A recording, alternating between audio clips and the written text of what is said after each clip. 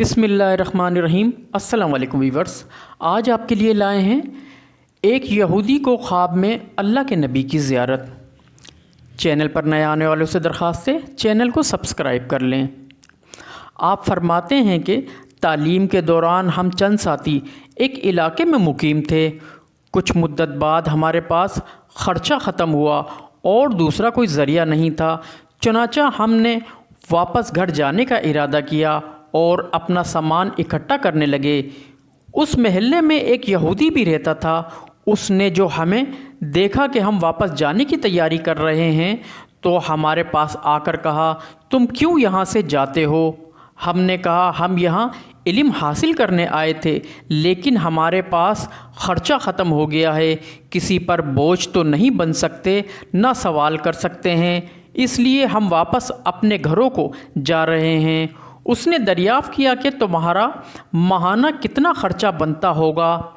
ہم نے حساب لگا کر کہا کہ اتنے روپوں کی ضرورت ہوگی۔ اس نے تھوڑی دیر سوچا اور پھر کہا کہ فکر نہ کرو، تم اپنی تعلیم جاری رکھو، اتنی رقم میں تمہیں ادا کرتا رہوں گا۔ ہم نے کہا کہ آپ تو یہودی مذہب سے تعلق رکھتے ہیں اور ہم مسلمان طالب علم ہیں، آپ کس لیے ہمارے ساتھ اتنی ہمدردی اور تعاون کر رہے ہیں؟ اس نے کہا کہ اس سے تمہیں کیا غرض، بس اپنی تعلیم جاری رکھو اور مجھ سے خرچہ لے لیا کرو۔ چنانچہ ہم نے جانے کا ارادہ ملتوی کیا اور وہاں ٹھہر گئے۔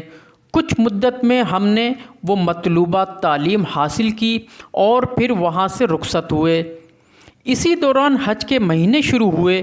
ہم نے مشورہ کیا کہ کیوں نہ حج کو چلا جائے اور حج کی سعادت حاصل کریں۔ چنانچہ مکہ معظمہ پہنچ گئے اور مناسک حج میں مشغول ہوئے۔ ایک دن ہم طواف کر رہے تھے کہ میری نظر اس یہودی پر پڑی جو ہماری مالی خدمت کرتا تھا۔ وہ کچھ فاصلے پر طواف میں مشغول تھا۔ میں نے ساتھیوں سے کہا کہ دیکھو، یہ شخص وہی یہودی تو نہیں جو ہماری خدمت کیا کرتا تھا۔ انہوں نے جو دیکھا تو بول اٹھے کہ واقعی یہ وہی یہودی ہے، یہ کیسے یہاں آیا؟ ہم اس کے فارغ ہونے کا انتظار کرنے لگے۔ جب وہ فارغ ہوا اور اپنی قیام گاہ کی طرف روانہ ہوا تو ہم بھی اس کے پیچھے گئے اور جا کر اس سے ملے اور جان پہچان ہوئی۔ وہ بھی بہت خوش ہوا۔ پھر ہم نے پوچھا کہ آپ میں یہ انقلاب کیسے آیا اور یہاں کیسے پہنچے؟ تو اس نے کہا، جس وقت تم نے خرچہ ختم ہونے کی وجہ سے وطن واپس آنے کا ارادہ کیا اور میں اس پر باخبر ہوا، اس وقت مجھے توریت کا مسئلہ یاد آیا۔ توریت میں لکھا ہے کہ بہترین صدقہ وہ ہے جو دین کے طالب علم پر خرچہ کیا جائے۔ میں نے سوچا اس وقت توریت کا کوئی طالب علم تو نہیں اور یہ لوگ قرآن کے طالب علم ہیں اور قرآن بھی آسمانی کتاب ہے، تو ان کی خدمت کر کے میں بھی فضیلت حاصل کر لوں گا۔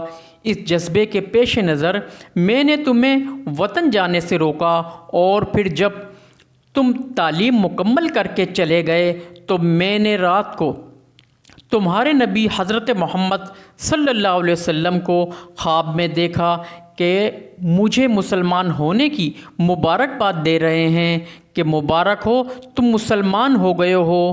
صبح کو جب بیدار ہوا تو اپنی بیوی سے اس خواب کا ذکر کیا تو وہ حیران ہو کر بولی کہ ایسا خواب تو میں نے بھی آج رات دیکھا ہے، حتیٰ کہ تمام اہل خانہ جو 17 افراد تھے سب نے اس رات یہی خواب دیکھا تھا۔